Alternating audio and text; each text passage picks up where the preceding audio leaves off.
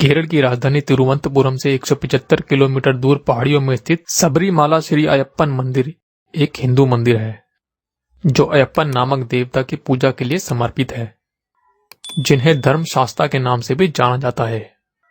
कंब रामायण, महाभारत के अष्टम स्कंद और स्कंद पुराण के असुर कांड में शिशु शास्त्रा का जिक्र है। ऐसा माना जाता है कि अयप्पा शास्त्रा के अवतार हैं। अयप्पन या अयप्पा को भगवान शिव और भगवान विष्णु का पुत्र माना जाता है, पर ऐसा संभव कैसे हुआ? तो चलिए जानते हैं इसके पीछे की रोचक कथा। मां दुर्गा ने जब महिषासुर का वध कर दिया, उसके बाद उसकी बहन महिषी ने ब्रह्मा जी की कठोर तपस्या की। इस तपस्या से प्रसन्न होकर जब ब्रह्मदेव ने उससे वरदान मांगने को कहा, तो महिषी ने वर मांगा कि उसकी मृत्यु केवल 2 पुरुषों से पैदा हुए पुत्र द्वारा हो, ब्रह्मांड में और कोई उसकी मृत्यु न कर सके। और ब्रह्मा जी ने महिषी को यह वरदान दे दिया, जिससे वह अजय हो गई। ऐसा वरदान महिषी ने इसलिए मांगा क्योंकि ब्रह्मा जी ने उसे अमरता का वरदान देने से मना कर दिया था।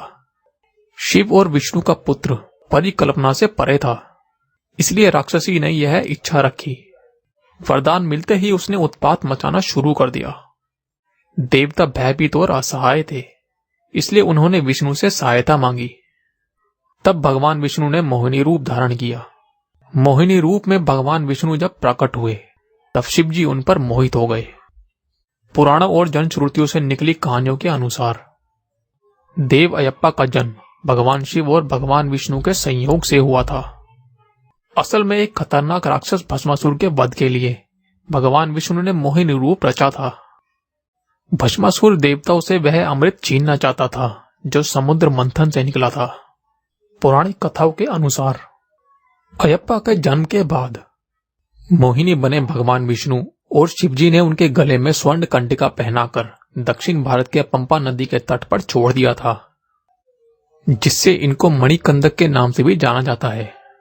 यहां मणि का अर्थ सोने की घंटी से है और कंदक का अर्थ होता है गर्दन, अर्थात गले में मणि धारण करने वाला भगवान। तब पंडालम या पंथालम राजवंश के सम्राट राजशेखर, जिनकी कोई संतान नहीं थी, उनको यह बच्चा मिला। तब राजा ने उन्हें अपना लिया और पुत्र की तरह इनका लालन पोषण किया। वर्तमान समय में पंडालम केरल राज्य का एक शहर है। जब अयप्पा राजा के महल में रहने लगे, उसके कुछ दिन बाद रानी ने एक पुत्र को जन्म दिया। अपना पुत्र हो जाने के बाद रानी का व्यवहार दत्तक पुत्र अयप्पा के लिए बदल गया। राजा अयप्पा के प्रति अपनी रानी का दुर्व्यवहार समझते थे, इसके लिए उन्होंने अयप्पा से माफी मांगी। रानी को इस बात का डर था कि राजा अपने दत्तक पुत्र को बहुत स्नेह करते हैं, कहीं भी अपनी राजगद्दी उसे ही ना दे दें।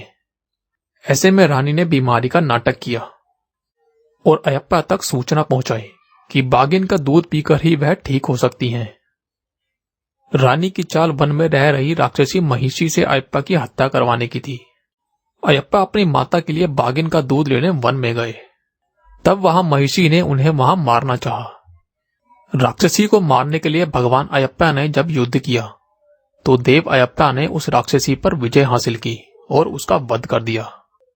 लेकिन हार के बाद यह खुलासा हुआ कि वह राक्षसी वास्तव में एक सुंदर युवा महिला थी, जो किसी श्राप की वजह से राक्षसी बन गई थी।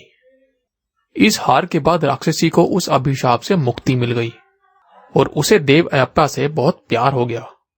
लेकिन राक्षसी के प्रेम प्रस्ताव को खारिज करते हुए देव अयप्पा ने कहा कि उन्हें वन में जाकर भक्तों की प्रार्थना सुनने का आदेश मिला है।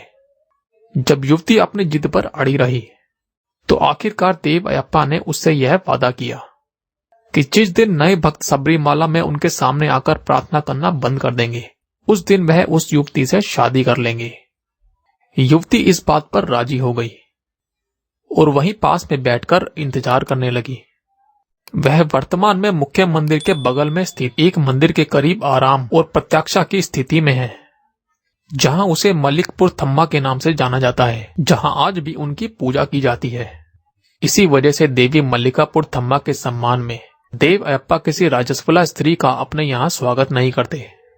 इस मान्यता का सम्मान करते हुए ज्यादातर औरतें खुद देव अयप्पा के मंदिर में नहीं जाती थी, ताकि देवी मल्लिकापुर थम्मा के प्यार और बलिदान का अपमान न हो। महिषी के वध के बाद इंद्रदेव ने एक बाघ का रूप धारण किया, जिसका उपयोग अयप्पा ने राज्य में लौटने के लिए किया। जब अयप्पा बाघ की सवारी करते हुए वन से बाहर आए तो राज्य के सभी लोग उन्हें जीवित और बाघ की सवारी करते देख हैरान रह गए। सभी ने अयप्पा के जयकारे लगाए। तब राजा को समझ आ गया कि उनका पुत्र कोई साधारण मनुष्य नहीं है। इस पर उन्होंने रानी के बुरे बर्ताव के लिए उनसे क्षमा मांगी। अपने पिता को परेशान देखकर अयप्पा ने राज्य छोड़ने का निर्णय लिया और पिता से सबरी यानी पहाड़ियों में मंदिर बनवाने की बात कहकर स्वर्ग चले गए। पुत्र की इच्छा अनुसार राजा ने सबरी में मंदिर का निर्माण कराया। मंदिर के निर्माण के बाद भगवान परशुराम ने अयप्पा की मूर्त का निर्माण किया और मकर संक्रांति के पावन पर्व पर उस मूर्त को मंदिर में स्थापित किया। तब से भगवान के इस रूप की पूजा हो रही है और मंदिर भक्तों की आस्था का केंद्र है। मंदिर बनवाने के पीछे उनका उद्देश्य पिता के अनुरोध पर पृथ्वी पर अपनी यादें छोड़ना था। भगवान अयप्पा को हरिहरन या हरिहर के नाम से भी जाना जाता है। हरि अर्थात भगवान विष्णु और हरन यानी भगवान शिव। भगवान अयप्पा के मंदिर की जानकारी हम आपको अगली कुछ वीडियो में बताएंगे। आपको ये जानकारी कैसी लगी हमें अवश्य बताएं।